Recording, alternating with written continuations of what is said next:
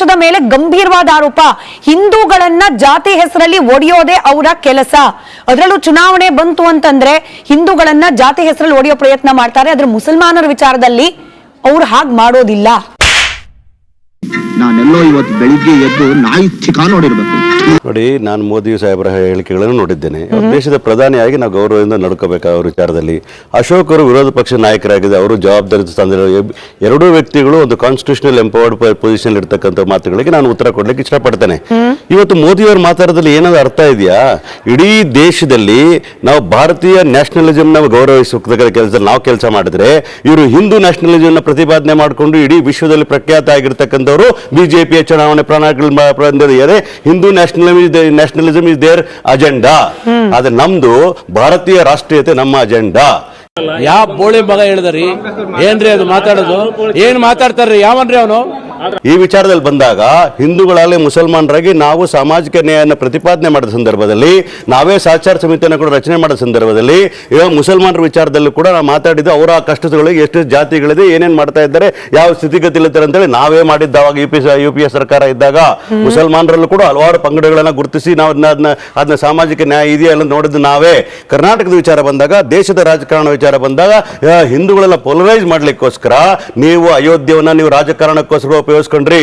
ಧರ್ಮದ ರಾಜಕಾರಣ ಇಡೀ ದೇಶದ ಇತಿಹಾಸದಲ್ಲಿ ನೋಡ್ಬೇಕಾದ್ರೆ ಧರ್ಮದ ರಾಜಕಾರಣಕ್ಕೆ ಹೆಸರುವಾಸಿ ಪಡ್ಕೊಂಡು ಯಾರು ಇದ್ರೆ ನರೇಂದ್ರ ಮೋದಿ ಅವರು ಅವ್ರ ಬಿಜೆಪಿ ಪಾರ್ಟಿಯವರನ್ನು ಮಾತ್ರ ನೇರ ಆಪಾದನೆ ಮಾಡ್ತಾ ಇದ್ರಿ. ಅಶೋಕ್ ಅವರು ಹೇಳ್ತಾ ರೀತಿ ನೋಡಿದಾಗ, ಪೋಲರೈಸೇಷನ್ ಪಾಲಿಟಿಕ್ಸ್ ನೋಡಿದಾಗ, ನೀವು ಕರ್ನಾಟಕದಲ್ಲಿ ಕೂಡ ಚುನಾವಣೆ ನಡೆದ ಸಂದರ್ಭದಲ್ಲಿ, ಪಾರ್ಲಿಮೆಂಟ್ ಚುನಾವಣೆ ಸಂದರ್ಭದಲ್ಲಿ ಇದೇ ಭಾಷಣಗಳನ್ನ ಮೋದಿ ಅವರು ಮಾಡಿದ್ರು. ಕರ್ನಾಟಕದಲ್ಲಿ ಬಂದು ಭಾಷಣ ಮಾಡುವಾಗ ಹಿಂದೂಗಳ ತಾಳಿಯನ್ನು ಕಿತ್ತುಬಿಟ್ಟು ಮುಸಲ್ಮಾನರು ಕೊಟ್ಬಿಡ್ತಾರೆ ಅಂತ ಹೇಳೋ ಮಟ್ಟಕ್ಕೆ ಹೋಗಿದ್ರು. ಅಷ್ಟು ಕೀಳು ಮಟ್ಟದ ರಾಜಕಾರಣವನ್ನು ಮಾಡಿದ ಯಾರಾದಿದ್ರೆ ಈ ದೇಶ ಎಂದೂ ಕಾಣದಂತ ರಾಜಕಾರಣ ಮಾಡಿರೋ ಅಂದ್ರೆ ನರೇಂದ್ರ ಮೋದಿ ಅವರನ್ನು ಮಾತ್ರ ಹೇಳ್ತಾ ಇದ್ದೀನಿ. ಅಮಾವಾಸ್ಯೆಯಲ್ಲಿ ಹುಟ್ಟಿದ ಮೈಗಳ ನನ್ನ ಮಗನೇ, ನೀನಿ ಜನ್ಮ ಉದ್ಧಾರ ಆಗಲ್ಲ ಕಣೋ. ಅಶೋಕ್ ಅವ್ರ ವಿಚಾರದಲ್ಲಿ ಕೂಡ ಹೇಳ್ತಾ ಇದ್ದೀನಿ. ಒಂದು ಕಡೆ ಅವ್ರು ಹೇಳ್ತಾರೆ ಮೀಸಲಾತಿಗೆ ಯಾವ ರಿಸರ್ವೇಶನ್ ಇದೆಯೋ ಮೊದಲನೇದವರು ಸ್ವಲ್ಪನೇ ಅರ್ಥ ಮಾಡ್ಕೊಂಡಿದ್ದಾರೆ. ಯಾವ 13ರಿಂದ 18 ಸಿದ್ದರಾಮಯ್ಯನವರು ಜಾತಿ ಗಣತಿ ಅಂತ ಹೇಳಿ, ಜಾತಿ ಗಣತಿ ಅಲ್ವೇ ಅಲ್ಲ, ಅದು ಸಾಮಾಜಿಕವಾಗಿರ್ತಕ್ಕಂಥ ಆರ್ಥಿಕ ಮತ್ತು ಶೈಕ್ಷಣಿಕ ಮತ್ತು ನೇರವಾಗಿ ಮೋದಿ ಅವರು ಆಪಾದನೆ ಮಾಡ್ತಿರೋದೇನು, ನೀವು ಜಾತಿ ಜನಗಣತಿ ಮಾಡ್ತೀವಿ, ಯಾರೆಲ್ಲ ಹಿಂದುಳಿದಿದ್ದಾರೆ ಅವರಿಗೆ ಸಾಮಾಜಿಕವಾಗಿ, ಆರ್ಥಿಕವಾಗಿ, ಶೈಕ್ಷಣಿಕವಾಗಿ ನ್ಯಾಯ ಕೊಡೋ ಪ್ರಯತ್ನ ಮಾಡ್ತೀವಿ. ಇದು ಕೇವಲ ಹಿಂದೂಗಳಲ್ಲಿ ಮಾತ್ರ ಮಾಡ್ತಿರೋದು ಯಾಕೆ? ಮುಸಲ್ಮಾನರ ವಿಚಾರದಲ್ಲಿ ನಿಮ್ಮ ನೆರೇಟಿವ್ ಬದಲಾಗುತ್ತೆ ಯಾಕೆ?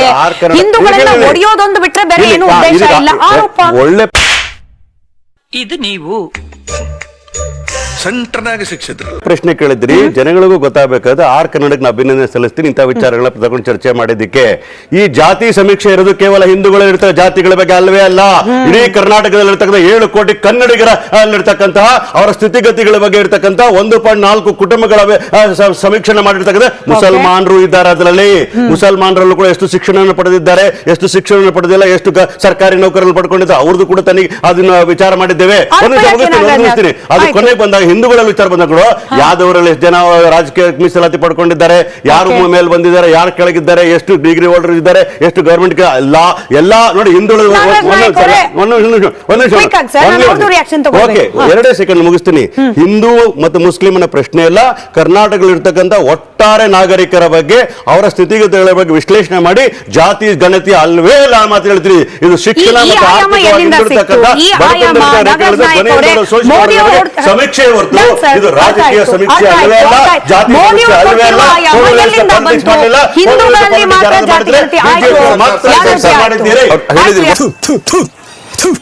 ನಾನು ಕಣ್ಣೆದ್ರಿಗೆ ಶೂಟ್ ಮಾಡಿ ಸಾಯಿಸ್ಬಿಡ್ತೀನಿ. ಇರಿಟೇಷನ್ ಕಣ್ರಿ. ಹಿಂದೂಗಳಲ್ಲಿ ಮಾತ್ರ ಇವಾಗ ನಾಗರಾಜ್ ಯಾದವ್ ಅವ್ರು ಹೇಳ್ತಿದ್ದಾರೆ, ಸಮೀವುಲ್ಲಾ ಸರ್ ಅದ್ರಲ್ಲಿ ತಪ್ಪಿದ್ರೆ ಕರೆಕ್ಟ್ ಮಾಡ್ತಾರೆ. ಜಾತಿ ಜನಗಣತಿ ಅಂತ ಮಾಡೋದೇ ಆದ್ರೆ, ಅಥವಾ ಇವಾಗೇನು ಸಾಮಾಜಿಕ ಆರ್ಥಿಕ ಶೈಕ್ಷಣಿಕ ಸಮೀಕ್ಷೆ ಏನಾಗಿದೆ ಅದರಲ್ಲಿ ಕೇವಲ ಹಿಂದೂಗಳನ್ನ ಮಾತ್ರ, ಮುಸ್ಲಿಂನ ಇನ್ಕ್ಲೂಡ್ ಮಾಡಿಲ್ಲ, ಈ ಆಯಾಮ ಕೊಟ್ಟವ್ರು ಯಾರು ಅಂತ ಹೇಳಿ ನಿಮ್ಮ ಹತ್ರ ಅದಕ್ಕೆ ಪ್ರೂಫ್ ಅಂತ ಹೇಳಿ ಏನಾದ್ರು ಕಾಂಗ್ರೆಸ್ನವ್ರು ಮಾಡ್ಲಿಕ್ಕೆ ಹೊರಟಿರುವ ಜಾತಿ ಗಣತಿ ಕೇವಲ ಹಿಂದೂಗಳಿಗೆ ಮಾತ್ರ ಅನ್ನೋದಕ್ಕೆ ಏನಾದ್ರು ನಿಮ್ಮ ಹತ್ರ ಎವಿಡೆನ್ಸ್ ಇದೆಯೋ? ಮೋದಿ ಅವರು ಹೇಳುವಂತ ರೀತಿ ಏನಂತ ಹೇಳಿದ್ರೆ, ಹಿಂದೂಗಳನ್ನ ಜಾತಿಯಲ್ಲಿ ಒಡೆಯುವುದಕ್ಕೆ ಕಾಂಗ್ರೆಸ್ಸಿಗರು ಯಾವಾಗಲೂ ಸಿದ್ಧಸ್ತರು. ಈ ಸಾಮಾಜಿಕ ನ್ಯಾಯ ಅಂತ ಹೇಳುವುದು ಅದು ಸುಮ್ಮನೆ ರಾಜಕಾರಣಕ್ಕಾಗಿ ಬಳಸ್ಕೊಳ್ಳುವಂತದ್ದಲ್ಲ, ಅದು ಬಹಳ ಪವಿತ್ರವಾದಂತ ಒಂದು ವಿಷಯ ವಸ್ತು ಸಾಮಾಜಿಕ ನ್ಯಾಯ ಅಂತ ಹೇಳುವುದು. ಈಗ ದೇವರಾಜ ಅರಸು ಅವರ ಸಾಮಾಜಿಕ ನ್ಯಾಯವನ್ನ ನಾವು ನಿಜವಾಗಿ ನಾವು ಸ್ವಾಗತಿಸ್ತೀವಿ. ಸಾಮಾಜಿಕ ನ್ಯಾಯವನ್ನ ತನ್ನ ರಾಜಕೀಯ ಉದ್ದೇಶಗಳಿಗಾಗಿ ಏನು ಬಳಸ್ಕೊಳ್ತಾ ಇರುವುದಲ್ಲ, ಅದನ್ನು ನಾವು ಕಾಣಿಸ್ತಾ ಇದ್ದೀವಿ ಬಿಟ್ರೆ ಜಾತಿ ಆಧಾರಿತವಾದಂತ ಗಣತಿಗೆ ಬಿಜೆಪಿ ಎಂದೂ ಸಹಿತ ವಿರೋಧವನ್ನು ವ್ಯಕ್ತಪಡಿಸಲಿಲ್ಲ. ನಮ್ಮ ಸನ್ಮಾನ್ಯ ಲೀಡರ್ಗಳಾದ ಅಶೋಕ್ ರವರು ಹೇಳಿದ ಹಾಗೆ ನಾವು ಜಾತಿ ಗಣತಿಯನ್ನು ಎಲ್ಲಿಗೂ ವಿರೋಧಿಸಿಲ್ಲ. ಈಗ ನೋಡಿ ಪತ್ರಿಕೆಗಳಲ್ಲಿ ಒಂದೇ ನಿಮಿಷ, let me complete sir, let me complete. ನಾನು ಮಾತಾಡ್ತೀನಿ, ನೀವು ಮಾತಾಡಬಾರ್ದು. ನೀವು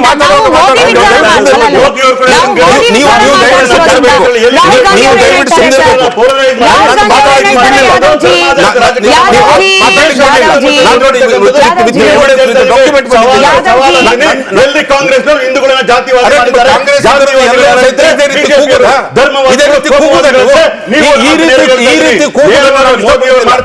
ಅವನಿಗೆ ಮೊದಲು ಬಾಯಿ ಬಂದ್ ಮಾಡತ್ತೇಳ್ರಿ, ನಾ ಏನ್ ಅಂಜು ಮಗ ಅಲತ್ತ.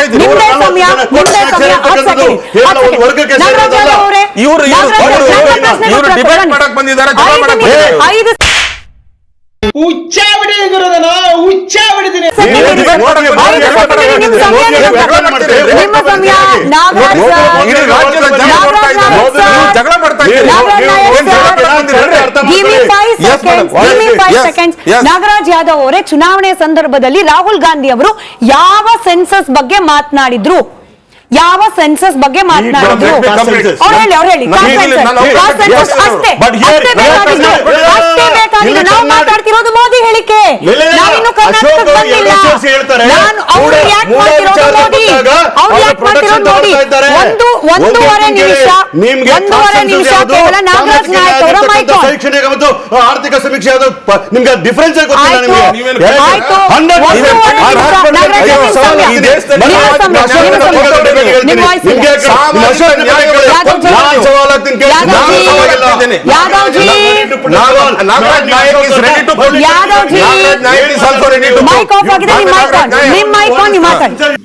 ಎಂತೆಂತವ್ರಿಗೋ ಸಾವು ಬರುತ್ತೆ, ನಿನಗ್ ಬರಲ್ವಲ್ಲೋ? ಈ ಕಣ್ಣಲ್ಲಿ ಇನ್ನೀ ಏನೇನ್ ನೋಡ್ಬೇಕೋ ಕಾಣೆ.